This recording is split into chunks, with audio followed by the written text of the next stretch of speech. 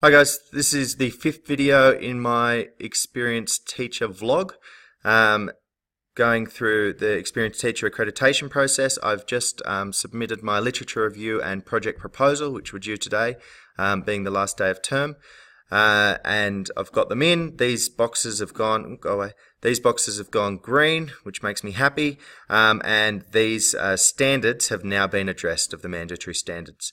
So the literature review relates to 8.5A, which is one of the made up ones, while the project proposal goes to 7.2, which is an actual real standard about compliance with legislative, administrative, organisational, professional requirements, policies and processes. And that comes into it where you have to then link this back to your school strategic plan, which I'll talk a bit more about in a second.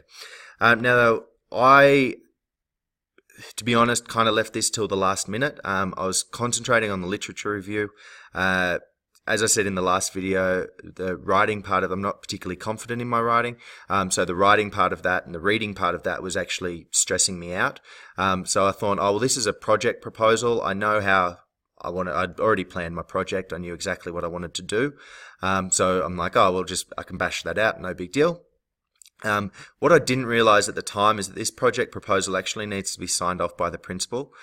So what I would recommend is not leaving it till after the literature review, maybe doing them at the same time, or or if you're going to do it after, do it not so late in the piece, so that you get time to actually get to your principal for him to sign that. Just to make things easier. Yep,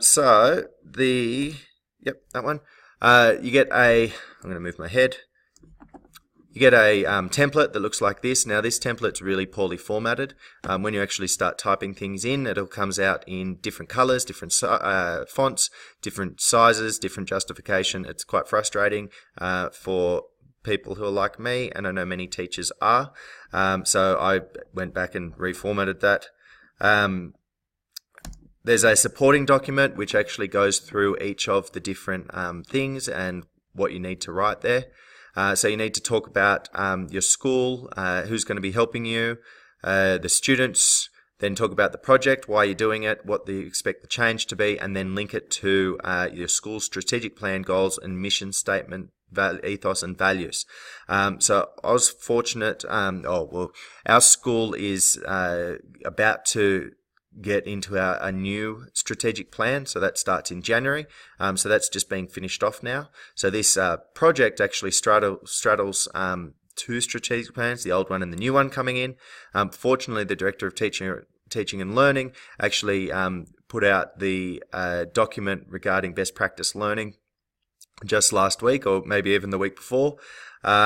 So I was able to actually go through that as to what the new strategic plan is going to be.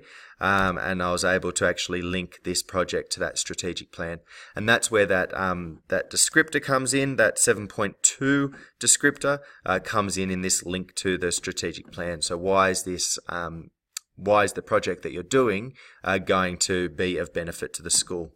So going back to this one, now I will put my project proposal up in the notes for this video if you want to have a look at it, but I'm going to take some of the school information out of it prior to doing that. So the model that you're using, this is another funny one for me. I'm like, well, you've told us we're doing action research, and action research is ask a question, test a question, identify trends, report on what you found, reflect. Isn't that the model? Which is basically what the model is.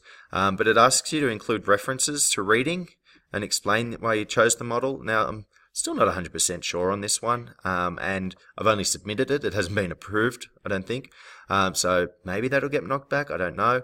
But I found a document from the New South Wales Department of Education called Action Research, a Handbook or something like that.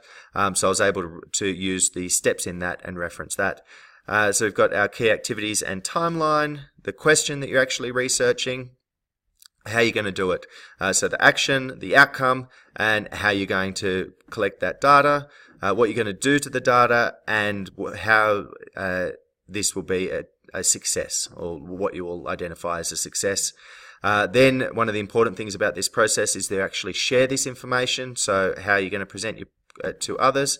and it needs to cover, as well as these 10, which we saw before. I've already done 2. Go me. You need to choose 18 of these standards that actually come into that you can provide evidence for the action research project. Remembering that this is an action research project to prove that you're able to meet these standards rather than an action research project standalone. So make sure that when you're actually doing your planning, you put the planning for these for reaching these standards in there so that you can do it later. And then, as I said, your head of school needs to actually sign off on this, so don't leave it till the last minute. Anyway, that's basically how the proposal went. And in honesty, it wasn't too hard. As I said, I've got confidence with this stuff, so I didn't find it too hard. I knew what I wanted to do and how I wanted to do it. But that leaving it till the last minute did make it a little bit stressful, because I was wondering, being last week of term, we've got graduation ceremonies, there's all sorts of things. Like the principal's really busy at this time of year. Well, he's always busy, but particularly busy at this time of year. So yeah, leave a bit of time so that you can do that. And yeah, good luck. Peace out.